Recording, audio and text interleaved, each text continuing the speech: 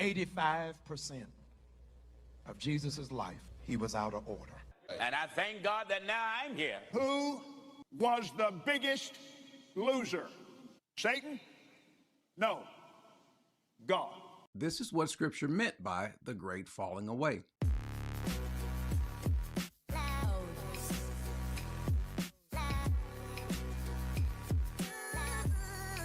We are told in the Bible that there's going to be a great falling away. Jesus spoke about it, Paul says it, and his falling away is going to proceed before the coming of Christ. The question is, what exactly is the great falling away? But if we go to 1 Timothy chapter 4, it says, but the Spirit explicitly says that in the latter times, some will fall away from the faith, paying attention to deceitful spirits and doctrines of demons. Now, I want to focus on what the word says and what it doesn't say.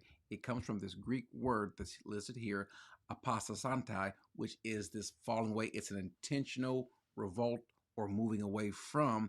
And I want you to notice what it's moving away from. Notice it's not moving away from a verb, but a noun. Not moving away from having faith, but moving away from the faith.